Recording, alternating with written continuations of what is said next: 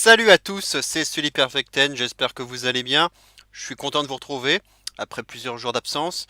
J'avais envie de vous parler de NXT TakeOver Chicago 2. C'est dans une semaine, un petit peu moins. Comme on a déjà toute la carte et que la semaine prochaine s'annonce chargée avec le Money in the Bank, autant faire les pronostics dès à présent et vous parler un petit peu de tout ce que je pense et peut-être des petits fantasy bookings et de mes pronostics par rapport à ce show qui quand même s'annonce pas mal du tout, même si voilà, il est peut-être un tout petit cran en dessous, en tout cas sur le papier, un petit cran en dessous de celui que le précédent, hein, celui de Philadelphie. Mais franchement, il est quand même pas mal. Hein. Ça reste quand même de très bonne qualité. Hein. Faut quand même pas exagérer. Et puis comparé à ce qu'on peut voir ces derniers temps dans le main roster, hein, il n'y a aucune comparaison possible. Donc on peut quand même s'attendre à un show plus que correct, voire même très bon. On va en parler donc tout de suite. On va passer directement donc au premier match. Déjà une grosse affiche puisque ça va être Ricochet contre le Velvet Dream, hein, l'un de mes catcheurs préférés, hein, Ricochet, qu'on ne présente plus, dans une feud qui est vraiment pas mal du tout. Hein, le build-up du match, ça a été vraiment impeccable. Les segments, ils donnaient déjà envie de voir le match. On a vraiment eu des moments très sympas entre les deux. Ce, ce flip là qu'a fait Ricochet pour pas arriver directement sous les pieds de Velvet Dream qui n'en croyait pas ses yeux. Toute une feud qui est tournée autour finalement de la performance. Euh, What Ricochet does, the dream can do better. C'est un peu la catchphrase qui résume cette feud finalement. Donc toute une question de performance, de savoir qui est le meilleur. En ce qui concerne le pronostic, malheureusement pour Dream, hein, je pense pas qu'il va gagner. C'est vrai qu'il a déjà perdu sa feud contre Aleister Black, mais il n'en est pas resté, il n'en est pas été décrédibilisé pour autant. Il a même gagné le respect de tout le monde, de tous les fans et de tout le locker room probablement. Donc ça ne veut rien dire. Il peut perdre une deuxième fois en ayant encore produit une très belle performance. Donc ça n'empêcherait pas, ça ne le décrédibilisera pas pour autant. Et Ricochet, c'est son premier véritable match en un contre un dans un takeover, puisque son premier match était dans le ladder match pour le titre nord-américain. Il y avait d'ailleurs déjà Velvet Dream. Donc c'est son premier 1v1 à Ricochet à takeover. Donc vu son background et voilà, et ce qu'il représente, et la personnalité qu'il est, je ne le vois pas perdre ce premier match à takeover en 1v1. Il va s'imposer, mais avec, je pense, encore du respect gagné, peut-être même de la part de Ricochet même, lui-même, avec une poignée de main ou quelque chose comme ça. Euh, En tout cas, voilà, je pense que le stade supérieur pour Ricochet, ce sera peut-être la ceinture nord-américaine, peut-être pas tout de suite le main event, pourquoi peut-être pas encore la ceinture NXT, mais plutôt la ceinture d'Adam Cole, qui en plus est un heel, Ricochet face, donc ça paraît logique. Ça paraîtrait beaucoup plus logique et naturel comme progression pour Ricochet. Donc j'en attends en tout cas beaucoup. Ça peut être le show stealer hein, de la soirée. Franchement, j'ai hâte de voir ce que ça va donner. Ce qu'ils vont nous montrer aussi en termes de storytelling, en termes d'attitude. Va y avoir beaucoup de choses aussi hein, à voir de ce côté-là, hein, et pas que le in-ring. Hein. Donc finalement, c'est tout un film que j'attends de voir. Du début à la fin, je voudrais une histoire, qu'on me raconte une histoire, un début, un milieu, une fin, et et que je sois vraiment super enthousiaste à la fin et que je me dise waouh, c'était quand même un sacré match et on m'a raconté une super histoire et ce match, j'aurais envie de le revoir très rapidement. Voilà, c'est tout ce que j'attends de voir et puis bien sûr quand même de très belles performances in ring, mais franchement, ils sont déjà un petit peu affrontés hein, à NXT, hein. Le match avait été interrompu malheureusement par Lars Sullivan, mais on a pu voir déjà les premiers bouts de match, les premiers instants du match qu'on a pu voir, c'était quand même très prometteur. Donc pour un takeover, ça va être encore plus incroyable, je pense. Donc j'attends. vraiment, d'en voir plus, et donc victoire pour moi de Ricochet. On va passer maintenant au match suivant, le match tag team par équipe, donc de championnat entre l'Undisputed Era, donc de Roderick Strong et Kyle O'Reilly, contre Danny Burch et Oney Lorcan. Donc c'est un peu, ça peut paraître un peu surprenant, mais ils l'ont mérité. Ils l'ont mérité. Ces deux gars là, c'est une équipe montée de toutes pièces, mais à la base ils étaient en feud, ils avaient fait de multiples matchs, et puis on a constaté que les deux finalement se mariaient très bien. Ils avaient un style assez similaire, un rentre dedans à l'anglaise, qui ne lâchait rien, des bagarreurs avec une garde de boxeurs comme ça, et qui franchement y allaient au charbon, euh, et qui sont très stiffs aussi, hein, très très stiffs. Là, ils ne donnent pas leur part aux chiens, et franchement, la team elle est très convaincante, et j'aime bien cette équipe. Et ils ont vraiment mérité cette exposition. Euh, et puis, il faut pas oublier aussi Adam Cole, qui n'aura pas qui ne défendra pas son titre malheureusement nord-américain. Et il y avait aussi Pete Dunne. Donc les deux hommes étaient aussi intégrés dans cette feud, hein. Donc finalement c'était une feud à 3 contre 3. Donc je pense probablement que Pete Dunne et Adam Cole vont avoir un petit rôle à jouer aussi durant ce match. Alors, je ne pense pas que Pete Dunne va se retourner contre Lorcan et Burch. Ça n'aurait aucun sens, puisqu'en plus il s'est fait trahir lui-même par Roderick Strong, hein. On l'a déjà vu à TakeOver Philadelphie, donc ça n'aurait aucun sens qu'il les rejoigne. En revanche, que Adam Cole tente d'intervenir, et que Dunn arrive par la suite pour empêcher justement les petites tricheries d'Adam Cole, et que ça se bagarre à l'extérieur entre les deux, ça c'est beaucoup plus envisageable. Voilà, et puis en plus on a vu les 6 hommes dans la feud, donc je pense que Cole, même s'il n'a pas de match, il pourrait très bien intervenir.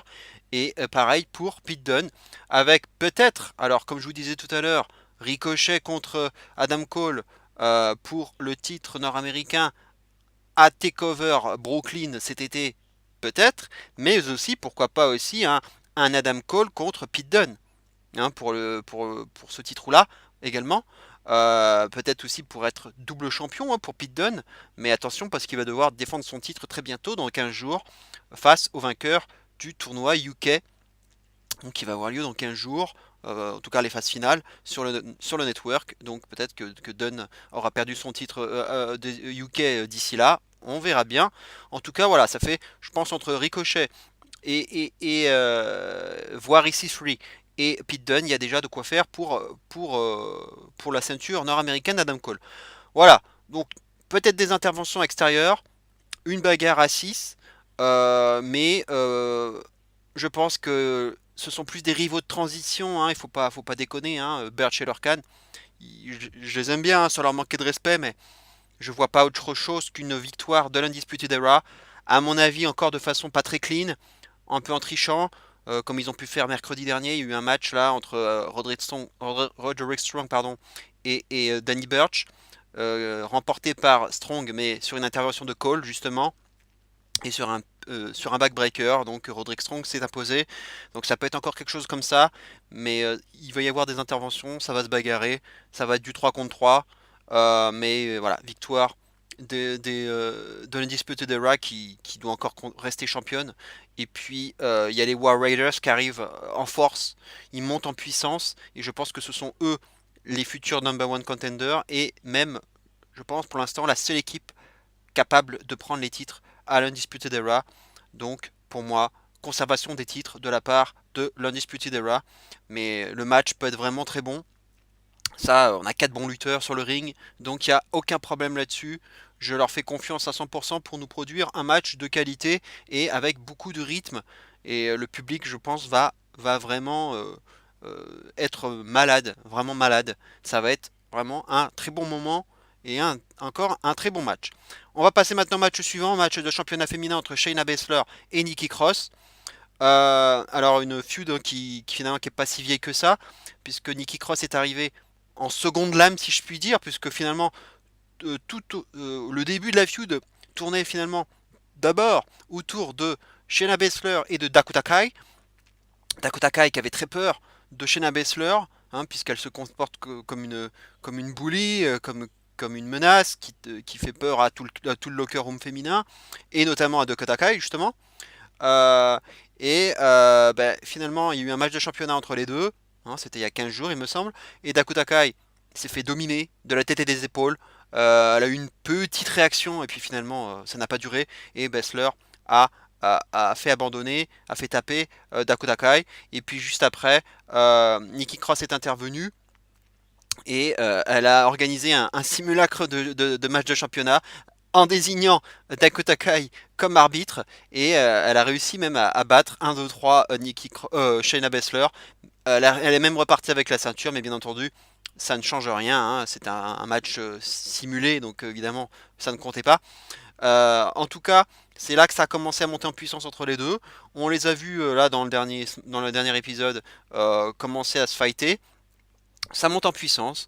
Il y a encore un dernier épisode pour éventuellement faire monter encore la sauce. Voilà, ça va être une opposition de style, vraiment deux styles très différents. Bon, Baszler, je l'aime pas, hein, j'aime pas son style, je le trouve très limité dans le ring.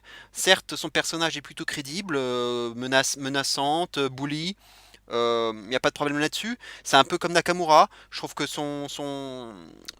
depuis qu'il est heel, il est beaucoup plus convaincant aussi dans son comportement. Mais le problème, c'est in-ring. En in-ring, je ne vois pas la différence. Pour moi, je ne suis toujours pas convaincu sur le ring. Et c'est pareil pour Baszler, je suis toujours pas convaincu sur ce qu'elle fait sur le ring. C'est encore trop limité. Elle a ses deux trois coups deux trois prises de MMA, prise de soumission, ok. Mais derrière, niveau catch, il n'y a pas grand-chose, quoi. Et c'est bien d'avoir de l'attitude, mais le in-ring, faut que ça suive derrière, quoi. Pour moi, c'est pas complet. C'est pas complet, elle est encore un peu green. Et j'espère que le combat va pas être trop court. Euh, mais bon, je fais confiance quand même à Cross pour qu'elle nous fasse un match suffisamment long, avec quand même qu'elle oppose assez de résistance quand même. Alors, à voir ce qui va se passer par la suite. En ce qui concerne le pronostic, je pense que Baszler va conserver son titre parce que voilà, je pense elle est championne depuis peu. Elle est encore, elle a ce statut de menace qui est très importante, et très imposante, et je pense pas qu'elle puisse perdre maintenant. D'autant plus que on a vu Kairi Sane qui a gagné, hein, son match, sa belle contre Lacey Evans, donc 2-1. Donc je pense que ce match était fait pour désigner en quelque sorte une number one contender. Kairi Sane et les face. Donc la logique c'est que elle affronte donc une championne heel, donc ce serait Shayna Baszler. Et puis en plus elles ont un petit contentieux, hein, il y a des antécédents entre les deux, et Kairi Sane qui s'était fait attaquer par derrière il y a quelques temps par Baszler. Je pense qu'elle va vouloir prendre sa revanche, donc il y aura déjà une storyline derrière. Tout est écrit, je pense, pour un combat probablement à Takeover Brooklyn, donc cet été, juste avant SummerSlam. Donc voilà comment je vois les choses. Donc je pense que Kairi Sane va être la prochaine number one contender, donc ça changera pas. Shayna Baszler va conserver son titre. Et derrière, peut-être que Nikki Cross pourra enfin passer du côté du main roster, puisque finalement c'est peut-être pour ça qu'elle est restée. C'était pour faire cette feud avec Baszler. Mais peut-être que finalement, ils attendent. Ils attendent pour le main roster, ils attendent que Cross en est terminé avec Baszler, donc avec ce match, pour rejoindre Sanity et enfin se lancer dans le main roster, puisque Sanity on les attend toujours, hein, et même les vignettes ont disparu, donc on se demande ce qui se passe. Ils n'ont pas de plan pour eux apparemment, c'est quand même très très malheureux, hein, de pas avoir de plan pour Sanity, quoi. À quoi ça sert de les recruter à ce moment-là? À quoi ça sert de les promouvoir dans le main roster? Bref, j'en ai déjà parlé dans ma dernière vidéo, bref, vous savez déjà ce que j'en pense. Donc voilà, pour moi, tous ces indices montrent à mon avis que Baszler va conserver son titre. Peut-être sur abandon, on verra. Mais avec la folie de Nikki Cross, on peut avoir un match intéressant quand même. Pour l'instant, aucun des matchs qu'elle a produits à TakeOver ne m'a convaincu, hein, de Baszler, notamment contre Ember Moon, les deux matchs. Donc j'espère que ça va être un peu mieux avec Nikki Cross. Mais on va dire que pour moi, c'est le match qui est parti pour être le moins bon de la soirée. À moins que ça ne soit justement le suivant, on verra bien, entre Alistair Black et Lars Sullivan, le match pour le championnat NXT. Encore une opposition de style. Là, évidemment, ça n'a plus rien à voir entre les deux. Euh, un, un indie, quoi, un mec qui vient de l'indie avec un gros bagage, face à un colosse qui n'a peut-être pas forcément un moveset très développé.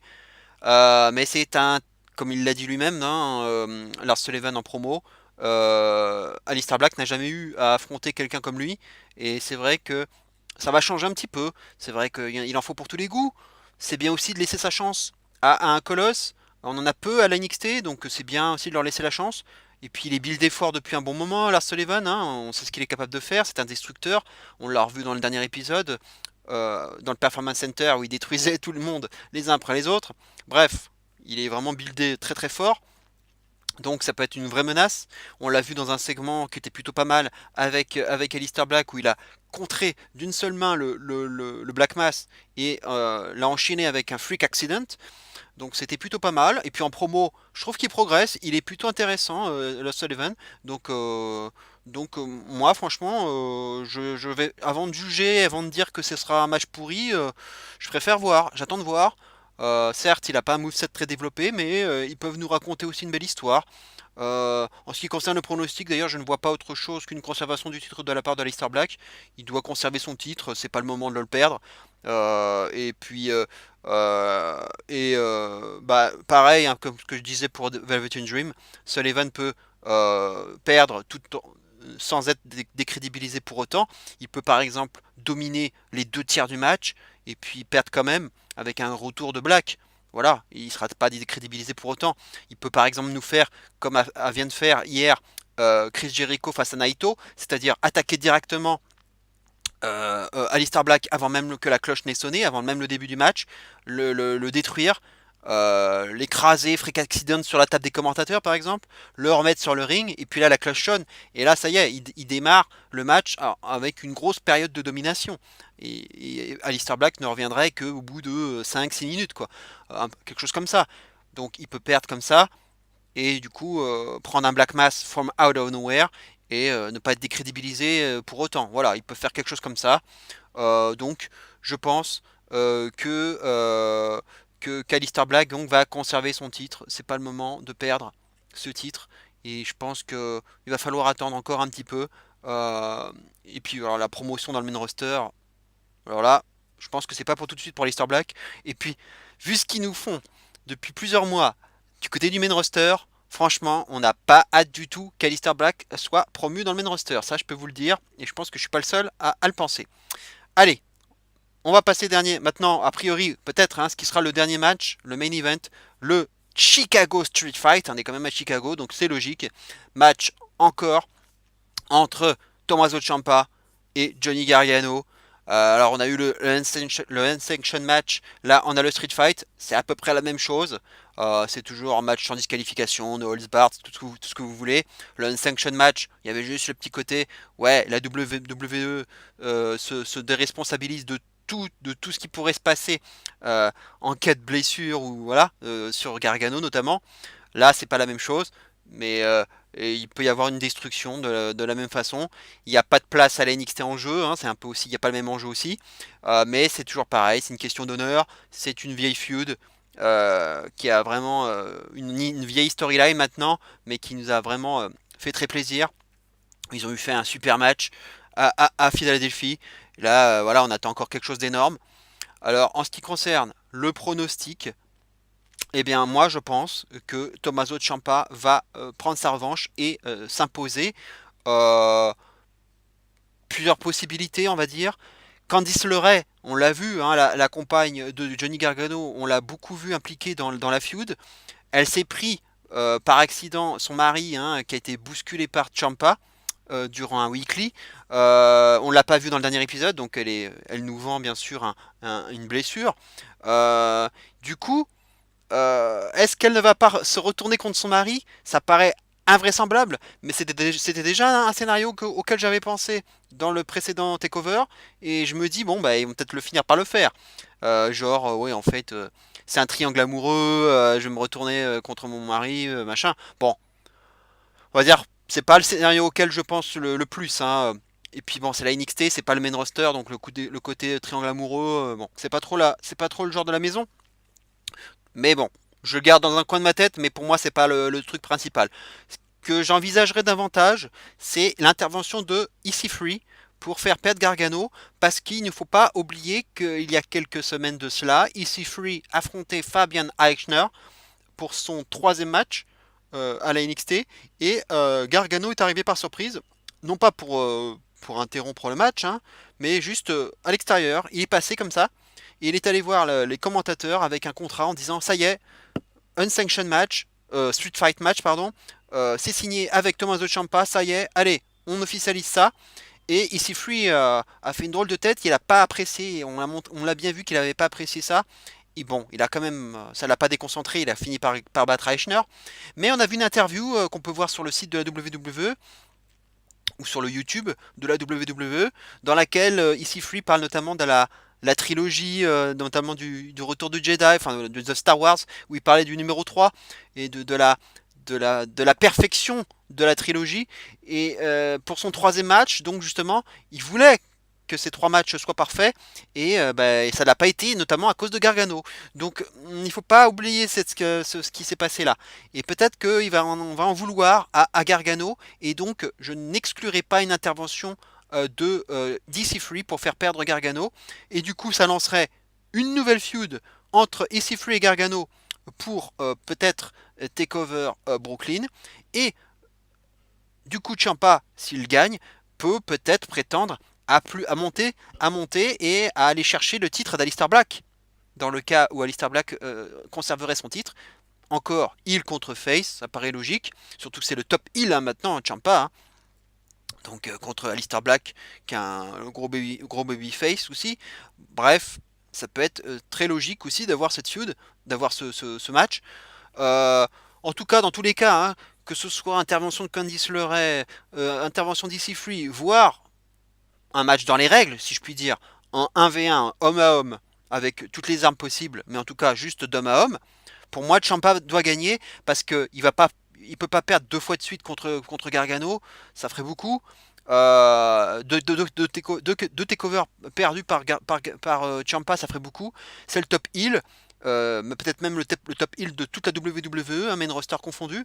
Donc il lui faut une victoire significative. Donc je pense que Ciampa doit l'emporter. Alors ça va pas être très clean, il y aura sûrement un petit coup du sort, un truc comme ça. Il va nous sortir quelque chose, peut-être soit faire venir un gars, donc Ici Free ou quelqu'un d'autre, soit une arme, un truc un peu bizarre, un, un stratagème, un subterfuge. Peut-être donc Candice LeRae, je ne sais pas. Peut-être que Candice LeRae va, on va dire, par accident causer la défaite de son mari, un peu comme pour retrouver un peu ce clin d'œil à ce segment donc où Gargano est retombé sur l'oreille et qui est arrivé directement sur l'arrière de la tête sur la rampe du ring. Ils peuvent nous refaire le coup, peut-être provoquer une petite tension au sein du couple suite à cela, avec peut-être une fin de takeover surprenante avec Candice LeRae qui s'en va énervé de face à Gargano qui n'y croit pas, qui n'en croit pas ses yeux, ou une gifle, enfin quelque chose d'incroyable, de la zizanie au sein du couple. Euh, et ils peuvent peut-être éventuellement tout simplement donc, faire gagner Ciampa pour qu'il y ait un match numéro 3, quoi, une belle, à Takeover Brooklyn, et qu'on en termine une bonne fois pour toutes avec la feud. Ils peuvent le faire éventuellement. Hein. Mais bon, moi je verrais quand même bien Gargano contre EC3 si EC3 intervient. Et donc à ce moment-là, Ciampa, qui serait libre, irait plutôt monter du côté d'Alistair Black. Voilà plutôt comment je vois les choses. Voilà. Dans les interventions, j'ai pas parlé aussi pour le match féminin de Dakota Kai, hein, vu elle était aussi pas mal impliquée hein, dans l'histoire. Est-ce qu'elle pourrait pas aussi venir aider Nikki Cross et du coup aider sa nouvelle copine en quelque sorte. Et ça peut aussi arriver.